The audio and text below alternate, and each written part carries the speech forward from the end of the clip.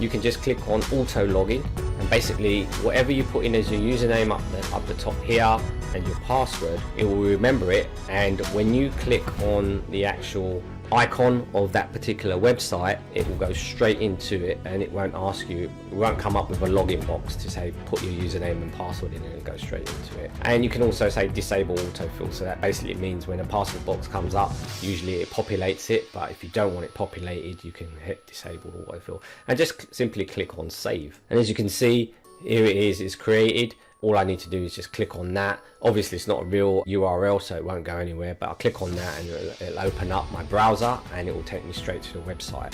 And if you want to share it with someone in the family, just click on share and you put in their email address here. If you want them to view the password, it says here allow recipient to view password, you can tick it here. If you don't, then it'll just show them asterisks, and then you just click on share and it will send it to them to say,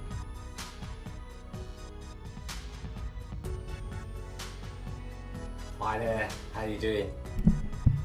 Today, well, I just want to talk about passwords really. Just before we get started, so you've got an idea of what I'm talking about today is, you know, you might have one password, you use that same password for all of your applications, which is a hacker's paradise, I'm afraid. Yeah, if they find out that one password, they can access everything, so that's a really dangerous thing to do. Or you might have so many passwords, you just can't keep track of them all, and you're just thinking, how do I manage all of this stuff? And you know, some people keep an Excel spreadsheet, or they put a password protected on there, and you know, there's different other ways of doing it. Just before I dive into share the two solutions that I've sort of found and you know I use, just in case you don't know who I am, my name's Hitesh Daudia. I help family caregivers create a more balanced lifestyle by achieving more in doing less. The first thing I want to share with you is the two solutions. Why do I feel that I need password management solutions? Yeah, it's because when you're a caregiver and you're sort of installing all these different applications to help you have a more stress-free life and it's more productive, you're going to have to sign up to some applications. And in my online course, I share some of these applications in terms of what they are and how to use them and everything. So that's the other thing that I want to say is I ended up getting a lot of applications into my suite of products, and I wanted to try and test out. And then I realized that I ended up having so many passwords and I needed a password manager. Now you can go into Google and you can type in password management and a load of links will come up. But there's so many different applications out there. How do you know which one works and which one doesn't? The only thing I can say to you is do it through trial and error and then see what works for you. Take them up on their 14-day trial or 30-day trial, whatever trial they have, and make sure it works for you. After you've gone through the trial, it's decision time. Decision time is to make sure that you've got an idea of what really works for you, because some of us are not that technical and they don't want something that's too complicated, they want something that's really straightforward. And so it just gives me a little bit of an idea. Members of my family, some are technical and some are not, and you'll have this as a caregiver, you'll have it when you're talking to members of your family. You know, some people will be technical and some people will not be, and it's for you as a decision maker to decide which password management software you're going to use so everyone can use it. The first one we've got here is called 1Password. I'm not going to go into this too much because I don't use this one as much. I have used it in the past, but I'm just going to quickly brief over it. The thing about this, what I like, is it's got the family element here. So if you click on that, I mean, there is a little fee to pay, but it gives you the flexibility of, it tells you what the benefits are down the bottom here, but it gives you the benefit of working with family members. And so you're not just the one person that's got access to everything, they've all got access to it. And when you're working with an elderly person and you need to have access to certain systems, so every member of the family can access these things as well, these softwares, these applications, without keep on asking you, what's the password, what's the password? It makes your life 10 times easier and more stress-free. And you know, you can have a look at different tabs up here. If you want to take a tour, you can just click down here and just have a look what some of the benefits are of this and how it all works and how you configure it.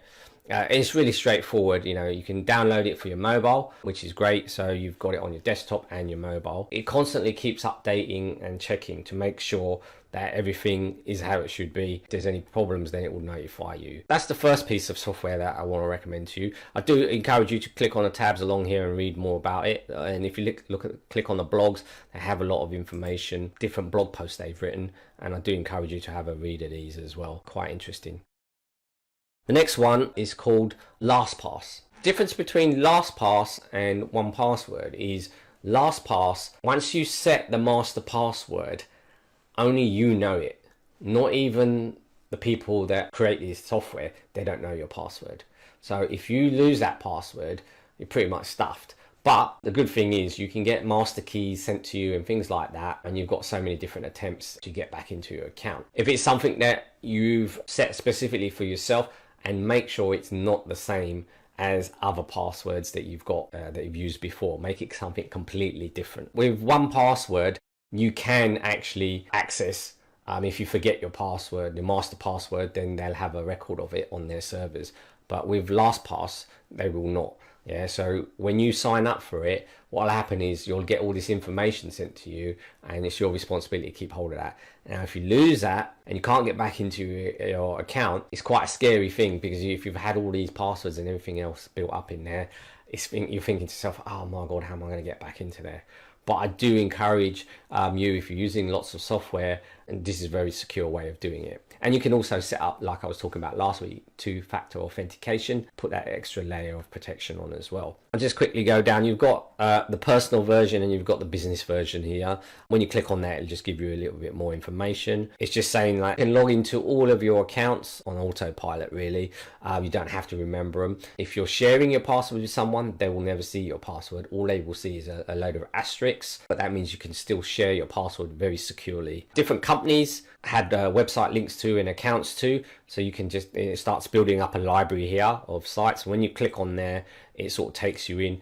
Your password is and your username is already in the system, and it logs you straight into it. I'll give you a quick demonstration as well. It's been going for quite some time, so I can highly recommend that. This is not a fly-by-night software company. It's been going for quite a number of years, and they've made a lot of customizations to it, and a lot of the big players use this as well.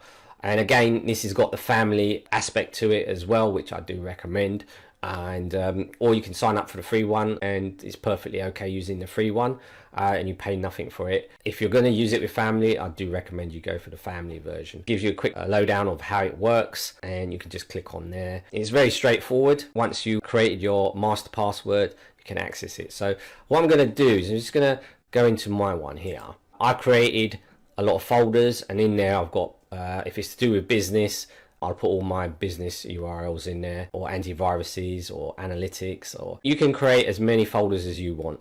So here's how to create a folder. So you click on this little plus sign, you say add a folder, just going to call it awesome, click on save, and go back up to the top. You've got different views that you can see here as well. So now you can see my folder is here. It's got a 0 in brackets there. Basically that means there's no passwords in there at the moment.